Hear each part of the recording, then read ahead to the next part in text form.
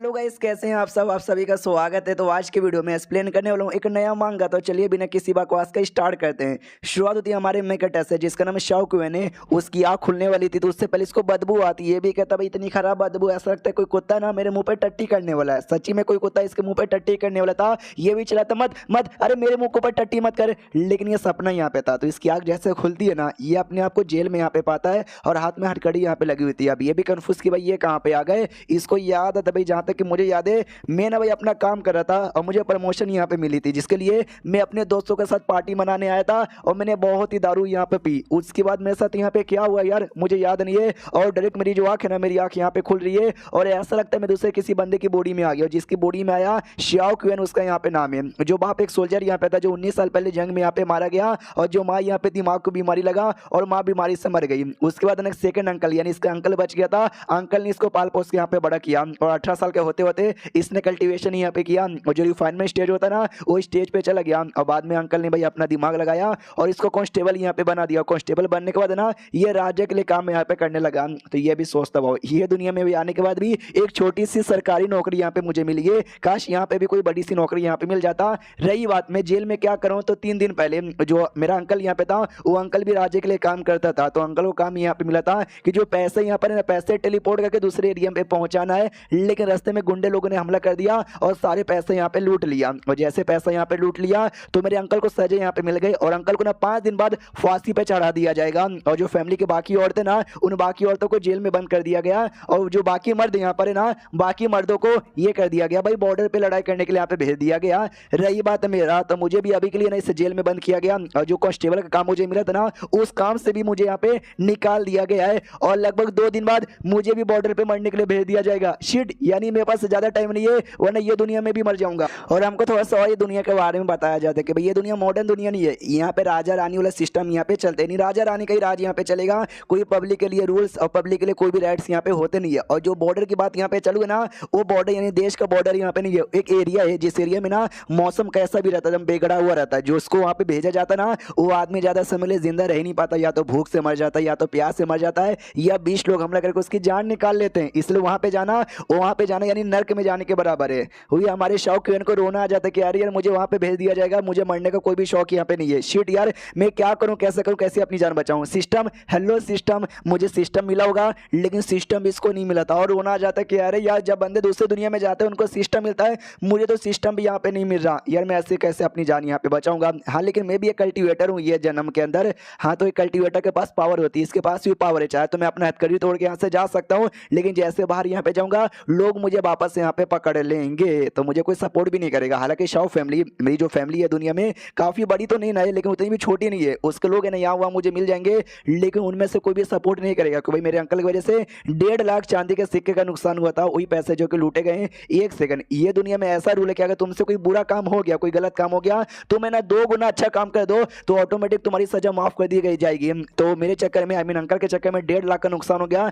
मैंने 2 या 3 लाख दे दिया तो भाई आई लोग हमको माफ कर देंगे। लेकिन एक सेकंड यार, उतने पैसे लाऊंगा कहां से? मैं तो जेल में यहाँ पे बंद हूँ। सोच यार, कुछ तो सोच जल्दी से। उतने में जेल के बाहर ना कुछ लोग यहाँ पर आते हैं, तो दूसरा कहता हो जाएगा। तो पहला कहता ओके ठीक है तुम्हारा शुक्रिया। और उन दोनों में से ना एक बेसिकली इसका कजन यहाँ पे था, और जो सेकंड अंकल है ना, सेकंड अंकल का खुद का बेटा यहाँ पे था। हाँ तो वो भी सामने से आता है इसके पास और आते ही कहता है कि सुनो मेरी बात यार, हाँ तो भाई तुमको जाने की बारी आ चुकी है। बहुत ही जल्दी तुमको ना भाई बॉर्डर पे यहाँ पे भेज दिया जाएगा। हाँ तो भाई जाओ, अपना ख्याल रखना। मैं इससे ज्यादा क्या ही तुमको बोल सकता हूँ। हमारे मैं कटा को याद है, तभी ये मेरा कजन सेकंड अंकल का खुद का बेटा है और ये भी काम धंधा यहाँ पे करता है मेरे जैसा। तो इससे भी पूछा जाता बताओ भाई तुम्हारा काम का क्या हुआ। ये भी कहता भाई मेरे काम का क्या होगा, मुझे भी काम से निकाल दिया गया है। हाँ लेकिन मैं ना अकेडमी का मेंबर यहाँ पे था, इसलिए अकेडमी के लोगों ने मेरी प्रोटेक्शन यहाँ पे दी, इसलिए मुझे सजा यहाँ पे नहीं मिली। हाँ लेकिन मुझे काम से बस निकाला गया है। हमारा मैं कटर सोचता नहीं भाई, इसको खाली काम से नहीं निकाला गया है, पक्का कुछ और भी यहाँ पर हुआ रहेगा, कुछ और बुरा हुआ रहेगा। जैसे कि भाई इसको पूरे खानदान को सजा मिल चुकी है। आगे चल के इसके बच्चे होंगे, इसका पोता पोती होंगे ना,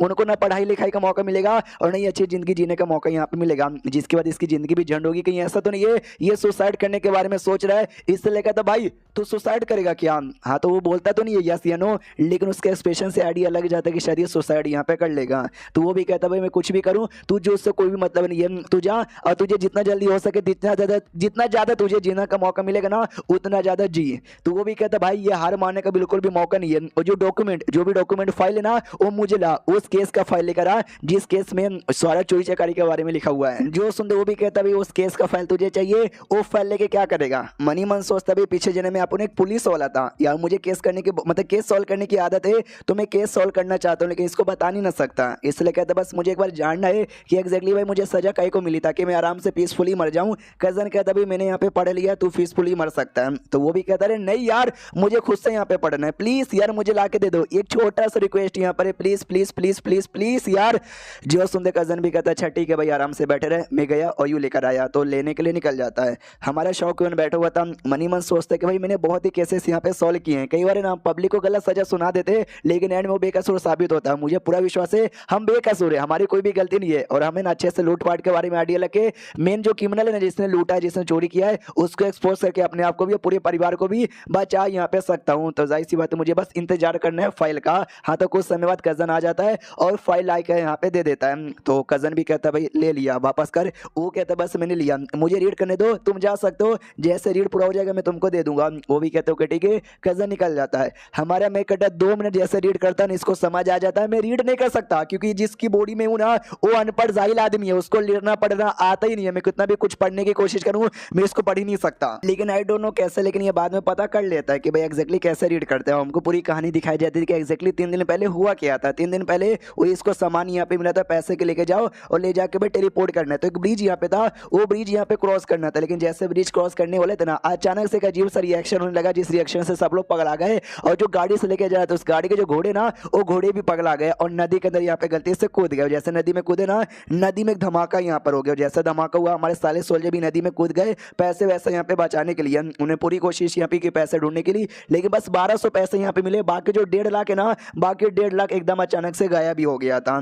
तो जैसे पूरी बातें हमारे मेक कटर पढ़ता ना वो भी चौंक जाते कि भाई ऐसा कैसे हो सकता है। अब यहाँ पे आते हुए देश के गवर्नर पर, जहाँ पे गवर्नर भी कहता सुनो हमारी बात, राजा ने ऑर्डर यहाँ पे दिया था कि जो भी पैसे यहाँ पे गए ना उन पैसे के बारे में जितना जल्दी हो सके उतना जल्दी यहाँ पे पता करो, लेके जो शॉपिंग है वही चच्चा या उसके मुंह से तो कुछ निकलता भी नहीं है, तुम दोनों यार जल्दी करो। तुम दोनों में से एक वॉचमैन यहाँ पे था, वॉचमैन मतलब भाई पहरेदारी करने वाला नहीं, एक इंपॉर्टेंट मेंबर होता है, वो भी कहता है कि वेल हम क्या ही करें भाई, हमने उसको इतना मारा इतना कूटा लेकिन वो सामने से कुछ भी बताने को तैयार नहीं था। और तभी एक लड़की यहाँ पे थी जो एक सेठ की सबसे यंगेस्ट डिसाइपल है, वो कहती मेरे पास एक कमाल का टेक्निक है जिससे बंदों के मुंह से सच्चाई निकलवा सकती हूँ। मैंने उसके ऊपर भी सच्चाई वेल किया भी था, उसने सच्चाई उगली है और उसने सच्ची बोला, उसको सच्ची में पैसों के बारे में कोई आइडिया नहीं है। तो ये सब भी कहता भाई हमको भी पूरा विश्वास है वो आदमी ऐसा नहीं जो पैसे चोरी कर सकते, लेकिन इल्जाम तो उसके ऊपर ही आया कि भाई इंचार्ज वही था, पैसा उसने चोरी वोरी यहाँ पे किया होगा। इस लड़की ने भी अपना टेक्निक ट्राई मार लिया है। चलो यार इसके सेट के बंदे लोग यहाँ पे बाकी सभी पता करने गए, वो लोग जब आएंगे तब क्लियर मालूम चल जाएगा। और तब ये लड़की भाई खाने पे पूरा ध्यान दे रही थी, गन्ना चूस चूस के उसका जो बेकार पार्ट है ना साइड में रखे जा रही थी